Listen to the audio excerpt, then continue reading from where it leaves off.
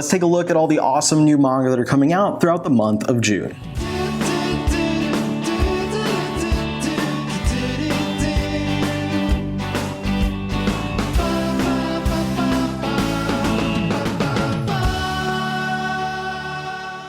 It is the first week of June, which means it is officially time for the June Manga Buyer's Guide. Those of you who have been with me for a little while, you know how this stuff goes. We're going to be covering all of the new and notable manga releases throughout the month of June. I'm covering things like new first volumes, last volume, special editions, stuff like that, because as always, the point of these videos is to help you viewers to find things that you might have otherwise missed out on. Now, there are a lot of cool things that I'm really excited about this month, and a lot of things that I'm hoping y'all are going to get excited about for this month as well. If you're new here, please go ahead and hit that subscribe button, hit the like. It really helps with the algorithm. But let me explain a couple things for you. First off, the dates that I'm going to be going off of in these videos are the official release dates, but some of these books are going to be delayed, and a lot of them are going to be available early. A lot of them are already available early. As well, I did say we're covering notable new releases. That is to say that I'm not covering every single new book that comes out throughout the month of June.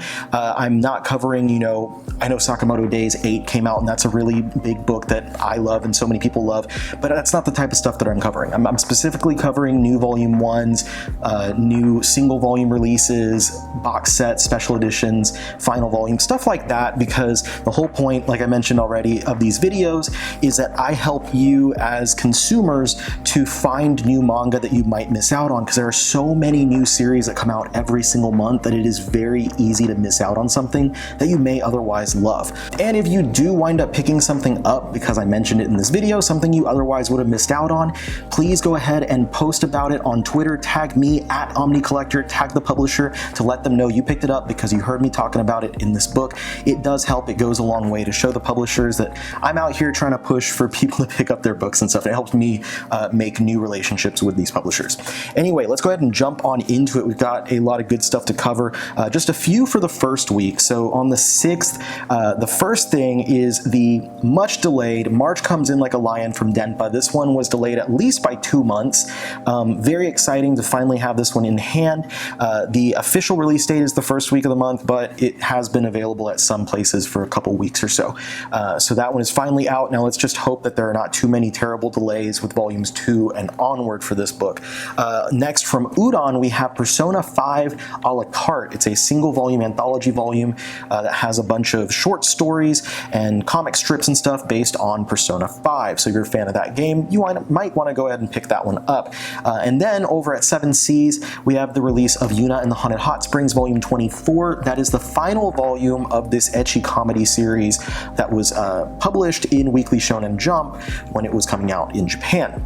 And one last one for the first week of the month is from Tokyo Pop, Descendants Mal's Royal Challenge. If you are a fan of the Descendants, I know nothing about that franchise, but if you, like me, have maybe some kids in your life that are really into it, this might make a good little gift to give them. Or if you yourself are into Descendants, there's a new Descendants coming out that you might want to check out. Now, moving into the second week of the month, we start off with a 1-2 punch of some superhero books. First up, from Viz, we got Spider-Man Fake Red. This is an all-in-one volume. It's a lot of fun. If you're coming off of that Spider-Man high after watching Across the Spider-Verse, you might want to pick this one up. I know that coming out of those movies, a lot of people are inspired to pick up comics, and it can be really tough to figure out where to start with the Western comics and stuff, but this is just a single volume release with a story where Spider-Man has inexplicably gone missing, and a young man named Yu finds his spider suit in an alley abandoned. So he picks it up, and noticing that Spider-Man is gone, he decides to put it on and start helping people out who are in danger. It leads to a whole thing where we find out what's been going on, why Peter is gone. It's really interesting. I really enjoyed this volume, and if you're a fan of Spider-Man, I think you should check it out. Next, the next superhero one is another Marvel book, Wolverine Snicked, and this is actually a reprint of something that came out originally like in 2003, I think it was. Very excited because I've been wanting this to get reprinted for a while. If you're scratching your head and wondering what is snicked, that is the onomatopoeia that refers to the sound of when Wolverine's claws come out of his hand. Anyway, this is written and drawn by Tsutomu Nihei, who you probably know from things like Blam or Knights of Sidonia. He did this one around when Blam was being published. It was a 5-issue miniseries published by Marvel in single issues that follows Wolverine in this desolate world where he's the last hope for the few remaining humans in this battle against these robotic beings. So Logan must fight against these robots for the sake of humanity, but he has to make sure not to give in to his own berserker rage. Again, I'm super excited about this one getting reprinted. It's been out of print for a very long time and very expensive. If you're a fan of the character of Wolverine or of Tsutomu Nihei, you're going to want to pick this one up. Next up from Kodansha, we've got Saving 80,000 Gold in Another World for My Retirement. This is another isekai series about an orphan named Mitsuha who dies after she was pushed off of a cliff, and then she's resurrected in a fantasy world with the ability to move back and forth between that world and the real world. And so she decides that she's going to use that ability to earn gold in the fantasy world and then take it to the real world, so eventually she can move back, retire, and live the life of leisure. I know this one had an anime adaptation that aired somewhat recently. I know that myself and many people are not hugely into isekai anime and manga and stuff like that because there's so many of them and often they're just not great. But I have a friend, my good friend Gio, who co-hosts with me over on the Omnibros live show on the Omnibus Collectors Network. We do shows about manga every Thursday, and he has vouched for this one, so I trust him. I picked up the first volume. I haven't read it yet, but I'm going to check it out and see how it goes. Next up from Sublime, we have Old Fashioned Cupcake. This is a single volume BL about a salaryman named Nozue and his younger subordinate named Togawa, who tries to break up Nozue's mundane life by taking him out on a lunch outing to a pancake shop, where they spark a new friendship, which could lead to more. Then we've got from Seven Seas, Qualia the Purple Omnibus Edition. This is an all-in-one collection of a GL sci-fi mystery about a purple-eyed girl named Yukari who sees everyone as robots.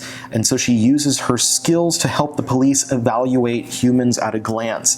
But it costs her friendships, except for one with a girl named Gaku. Yukari is enlisted to a mysterious organization, and Gaku must make her way through quantum experimentation and alternate universes to find her. It sounds like a really good time. I know nothing about the series aside from the description that I found online, but I have ordered a copy, so I'm looking forward to reading that one. Another complete omnibus edition, this time from Vertical/Kodansha, is Prophecy. This collects the 3-volume series. It's a story about a vigilante and a police division formed to face internet-based crime. Next up we have volume 3 of Last Gender, coming again from Vertical/Kodansha. This is the final volume of a series that is about a place called Bar, California, where people of all genders and sexualities come together. Next up from Tokyo Pop, we have Why I Adopted My Husband. This is the single volume true story. It's a memoir about a gay couple in Japan, Yuta and Kyota, who are seeking legal recognition, and it is written and stuff by Yuta, following how they met, how they fell in love, and the past 20 years that they've spent together, and the loophole that they found in the government to have them recognize their union. Kyota winds up adopting Yuta. Then also from Tokyo Pop we have At 30 I Realized I Had No Gender. This is another memoir told by Sho Arai, who's currently 50 years old, and 20 years ago when they were 30 they discovered that they didn't quite fit in this world that was heavily segregated between two genders, neither of which they felt they conformed to. Then another Tokyo Pop one, we have If My Favorite Pop Idol Made It to the Budokan, I Would Die. This is a series about an idol group called Cham Jam, whose least popular member is Maina Ichi.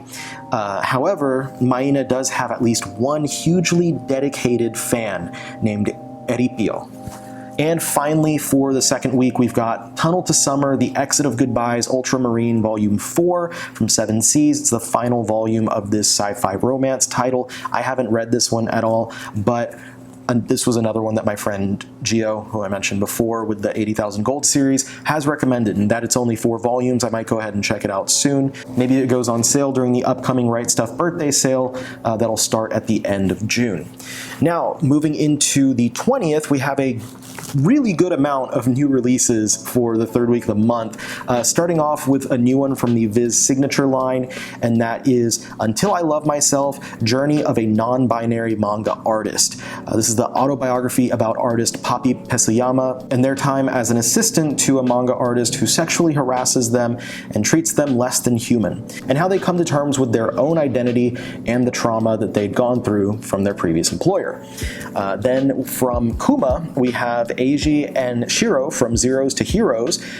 This is an anthology. Kuma is a BL publisher connected to Denpa. So it's a BL anthology of comedic fantasy and supernatural stories focused on 2 characters who have always been extras in other people's stories and want to find a way to change their destiny. Next up from Kuma is one that has also been delayed a couple times, just like March Comes In Like a Lion. That is A Hero in the Demon's Castle. This should be available this month. And I know that they mentioned, Denpa mentioned that they'd be selling copies at Anime Expo, so the copies are out there. They should be getting to retailers soon. Then we've got Beast Complex Volume 3 from Viz Media. This is not the final volume, but it is the final volume for a while of this anthology series set in the world of Beastars. I like to bring up this series because I know a lot of people, even a lot of Beastars fans, are not familiar with the fact that this exists or what it is, but it is by the creator of Beastars. She was writing it before Beastars started, during the time she was writing the series, and still doing more of this Beast Complex after Beastars ended. It is an anthology title where each chapter focuses on various, usually like couples and stuff, other animals, ones that don't typically appear in the main series, though in the second volume there was a Legoshi and Haru story. So if you are a fan of Beastars, pick this one up so you can get a little bit more out of that world. Then from Viz, we also have Requiem of the Rose King, Volume 17. This is the final volume of this shoujo title about the story of King Richard and the War of the Roses. This has some of the most stunningly beautiful artwork that I've seen coming out like in recent months and stuff. I haven't started reading it yet, but I did recently collect it, and I'm excited to be able to binge through the whole thing once this final volume comes out. It also does come highly recommended by many friends and peers and stuff, so I'm excited to jump in. Next up, from Seven Seas, What He Who Doesn't Believe in Fate Says. This is a supernatural romance about a guy who can see the red thread or the red string of fate, and that string of fate which ties together people who are soulmates, who are meant to be together. However, he falls in love with someone whose thread is not connected to him. So basically, what is he going to do here?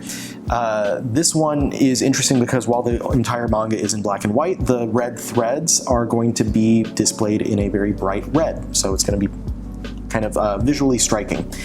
Then from Vertical/Kodansha, we have Medaka Kuroiwa is Impervious to My Charms.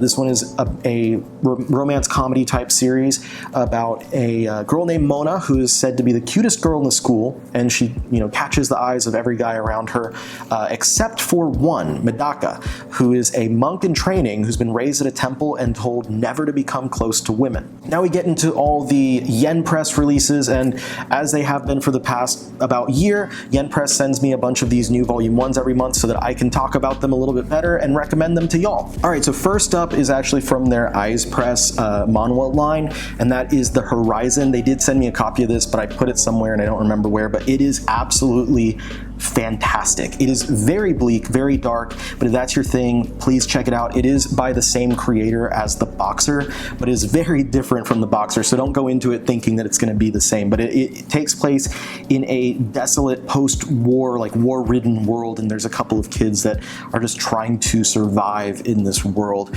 It is very dark. Again, I'm going to say that, and very bleak, so if that's not your thing, I'm warning you about that, but it is very good and very striking, and it sucked me in immediately within the first few pages. Then we've got a 3-in-1 release. It's actually a complete all-in-one omnibus of the adaptation to the anime Appare Ranman. So if you watched Appare Ranman and you enjoyed it, Yen Press has this one coming out this month on the 20th. It collects the entire manga adaptation of that 12-episode anime. The story, if you're unfamiliar, basically there is a cross-country race that's happening, and our main characters enlist in that race. I've read the first couple chapters and had fun with it so far, and I haven't watched the anime yet, so I'm probably going to read this and then be inspired to go watch the anime. Next up, we have Bloody Sweet, which is a manhwa about a young girl who unleashes a ancient vampire, but that vampire attaches itself to her, or himself to her, as if he was her pet, and so she just kind of has to deal with that. Next up, we have Higurashi Go. This is a spin-off slash sequel to the original Higurashi series. This is a manga adaptation. There's already been an anime adaptation of like the visual novels and stuff like that. This is the first of two that we'll have in English. The second volume, I haven't seen what the release date is. I don't think it's been announced yet, but it is a sequel, despite the fact that it starts out seeming like it is a new series with a new beginning and everything. It is a sequel, so keep that in mind. So if you haven't watched or read or any of that for the original Higurashi, you might want to hold off on Higurashi Go. Then we've got The Essence of Being a Muse. This one is a drama series about a young woman named Miu who was rejected from art school, and so now she's basically living this entirely mundane life, having a job that her mom picked for her, wearing all the clothes her mom picks for her, and it's just this boring, terrible life that she hates. And one day she decides that she's going to see if she can't maybe escape this miserable life by making a return to artwork. Next up, this was my favorite from the new books coming out from Yen Press this month, and that is Handyman Saito in Another World. I loved this one. It is so funny. It is so fun. If you haven't watched the anime, you're unfamiliar with it. It is kind of just a episodic, at least the way it begins. It's an episodic fantasy comedy series. It is an isekai. The guy gets thrown into a fantasy world, but you barely touch on that. So if you're anti-isekai, that one barely does anything with the isekai tropes.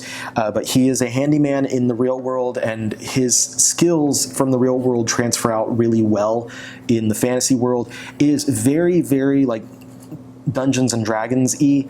So if you enjoy D&D, it does have, you know, all the different character classes and stuff, and it even has little character sheets at the back that made it feel even more like I was, you know, playing part of a campaign.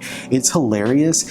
If you've ever read or watched Cromartie High School, if you haven't, I highly recommend it. But if you have, it has a very similar style of humor in there, and also the chapters are all like just a few pages long, so you get a really quick setup of like the setup of the comedy and the punchline. Setup, punchline, setup, punchline, over and over and over. So it doesn't get boring at all. The characters are great. I could go on and on about how great that book is. If you are all interested in like fantasy comedy, pick up Handyman Saito. I guarantee you're gonna like it. Moving on. I don't want to talk about that one too long. Next up, we have another spin-off for Is It Wrong to Pick Up Girls in a Dungeon? This one is Memoria Fries. I'm not familiar with this franchise at all, so I read the first chapter, but I really couldn't tell you much about what was going on because I'm not familiar with these characters. But it is a new spin-off featuring the characters of Belle, Haruhime, and Hestia. So if you're a fan of that franchise, this is a new one that you're going to want to pick up. Next up, we have A Reincarnated Witch Spells Doom. This one's a fantasy isekai about a shut-in girl who was reborn as a witch in another world with powers of explosion and destruction. And because of those powers, she winds up isolating herself once again.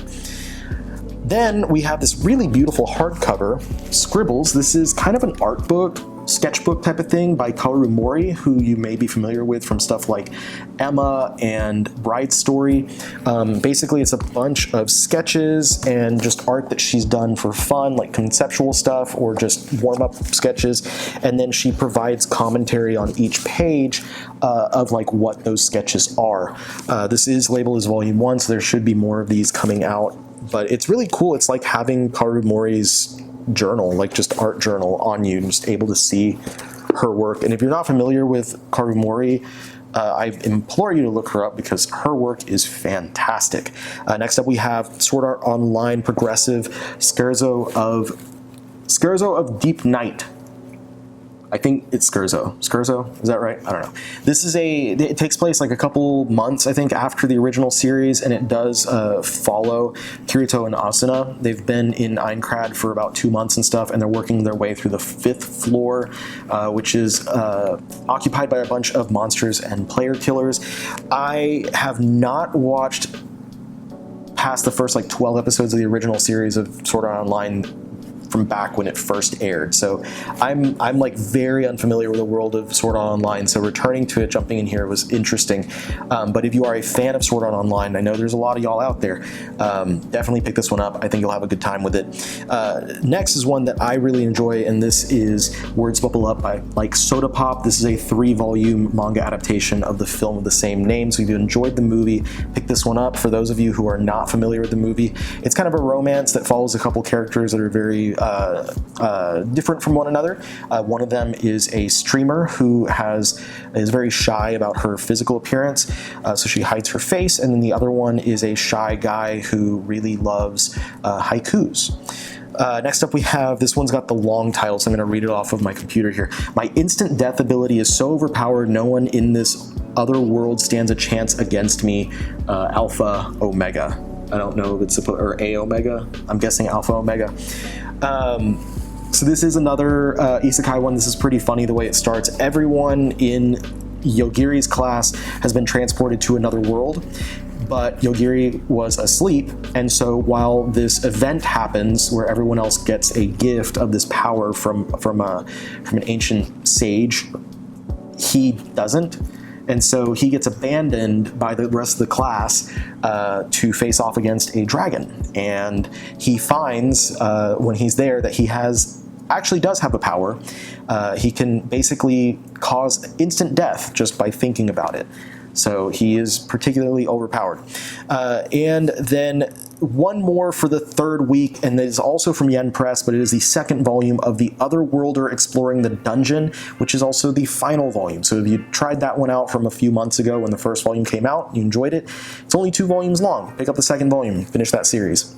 Now, before we head into the final week of the month, the new release is coming out on the 27th. A quick word from our sponsor, or I will provide a quick word from the sponsor of this video, which is Walt's Comic Shop. If you've been watching my videos for the past month or 2, you might be familiar with Walt's Comic Shop.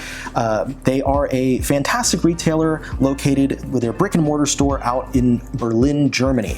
But they do also ship all over the EU. So if you are located in the EU and you're looking for a new place to buy your manga, look no further than Walt's Comic Shop. They have a huge selection with great prices, a lot of good stuff coming from Walt's, and you can look through all their reviews online and stuff. It is like entirely overwhelmingly positive. They provide great service, they have great product, they have great prices, and great shipping as well. And speaking of shipping, if you use the code TheOmnibusCollector at checkout, you can get free shipping on your first order of €40 or more. Free shipping anywhere in the EU for your first order of €40 or more if you use code TheOmnibusCollector. So check out Walt's Comic Shop. If you're around the area, if you're around Berlin, pop in and say hi. Tell them that you saw me talk about them, that I sent you, and they'll be very happy to have you. Anyway, moving on into the last week of the month, we got some really cool stuff coming out. Starting off strong with a new one from Vertical/Kodansha, River's Edge by Kyoko Okazaki. Kyoko Okazaki's fantastic creator. She had Pink and Helter Skelter, I think, are the only 2 other things that we have of hers in English. But we have River's Edge coming out. This is the story of 6 high school friends who discover a corpse near a river. It seems like forever ago that they announced this one was coming out. Like, I think literally at least a year and a half ago that they announced this one coming out, and it's finally coming. I'm very excited. Kyoko Okazaki's fantastic, and I cannot wait to read this one. Next, we've got another great single volume release, this time from the Viz Signature line, from the mind of Tatsuki Fujimoto, who you probably know from stuff like Chainsaw Man and Fire Punch. We're getting Goodbye Eri. This was his one-shot story that came out not last year, but I think it was either early 2022 or in 2021. I don't entirely remember, but it's a story about Yuta, who was requested by his mother to record her final moments, and a mysterious girl that he meets named Eri. So this single volume is coming out later this year, and I would not be surprised if pretty soon we get the announcement of Just Listen to the Song, which was Fujimoto's subsequent one-shot. I wouldn't be surprised if that gets announced pretty soon. Next up, coming from 7 Seas BL line, is the Obnoxious Hiro-kun Complete Collection. This is an omnibus edition of the BL story following the incredibly popular Hiro and the loner Takashi, who is definitely not obsessed with him. Then we've got another big old fat omnibus edition, Gantz Volume 12 from Dark Horse. This one does come out to the book market, so places like Barnes & Noble, Right Stuff, etc. This does come out at the end of the month, but if you buy from comic shops and stuff, you can find this already. It came out like 2-3 weeks ago, I think. So Gantz Omnibus Volume 12 is the final omnibus edition of Hiroya Oku's landmark horror sci-fi series. If you've never read Gantz, you like violent action, fast-paced series, definitely check this one out. Now, moving on, next up from 7 Seas, one of my most highly anticipated releases for the entire year, not just the month of June, is Homunculus Volume 1. This is the first omnibus of 5 that are going to be released by 7 Seas, which tell the story of a homeless man named Nakoshi who agrees to undergo a strange surgical procedure because the medical student comes and offers him a pretty large sum of money. But of course, after this procedure, things start going differently. So I did mention that Homunculus is going to be the first of 5 volumes, and it is noted, I think when it was first announced, that it was going to be 2-in-1 releases. People are familiar, you're going to probably be like, well, there was 15 volumes, so how does that add up? The math isn't right. The series originally had 15 volumes. It was re-released in Japan as 10 volumes. These are each 2-in-1 volumes in relation to the 10-volume release. So it'll be 5 total volumes to collect the entire series. Now, moving on, we've got a Tokyo Pop release, Delivery for You. This is a single volume BL about a shut-in who likes the handsome delivery worker who drops off his packages every day. Then we have one from Fantagraphics, Minami's Lover. This is a classic romance manga from the 80s that was published in the underground magazine Garo that follows a couple of high schoolers where one shrinks down to 6 inches tall. Then another 7 Seas release, we got Spriggan Volume 4. This is the final volume of this classic action series. I recently read through the first 3 volumes, and I really loved it. It's fantastic. If you like old like 90s style action, like 80s, 90s style action shonen titles, then you're gonna love Spriggan. I watched a little bit of the anime on Netflix. The manga is way better. I'm gonna say that. Just these are great, and yeah, they are huge volumes, but they are very easy to read because 7 Seas uses their printer uses a good cover stock where the spine bends without like creasing very easily. So pick it up if you're into classic action sci-fi manga. It's fantastic. Then we have a few volumes coming from Ablaze. First up, Terror Man. This one is a manhwa about a character named Jungwoo Min who uses his eyes of misfortune to stop unfortunate events from happening. However, due to his disguise that he wears, he is feared by those that he tries to save, and he finds that the more he helps people, the unhappier he becomes. Next up, we have Wakfu, the Quest for Dophus Eliotropus. Eliotropes? I don't know how to pronounce that name, but I'm sorry. This one, again, from Blaze. This is following directly after the 2nd season of the Wakfu TV series. So if you were a fan of the series, I've never watched it personally, but if you are a fan of the series, make sure to pick this one up so you can continue the story after that 2nd season. Then one more from Ablaze, Centaurs. This is from Ryo Sumiyoshi, who's the creator of Our Bodies Align, which came out from 7 Seas last year. It follows the story of Matsukaze, a wild centaur who sacrifices his freedom to save his companion, winds up meeting Kohibari, who has lost all hope of escaping from his human owners. So it'll be 6 volumes in total. And to end this off, we have 2 releases coming from Glacier Bay Books. First up is Mothers. This is an anthology drama collecting 12 stories that explore the emotional relationships in the process of both giving and receiving love. And then finally we have I'll Be Waiting at the Solution. This one is a full-color book from Ohutan, who is a creator of Dear Sarah, which they released several years ago. Follows a physics student who's living a life of peace inside his home until he's forced to step outside his comfortable world to solve an impossible problem. Dear Sarah was actually one of the first Glacier Bay books that I ever got. They sent me a copy of that one along with Children of Mootown.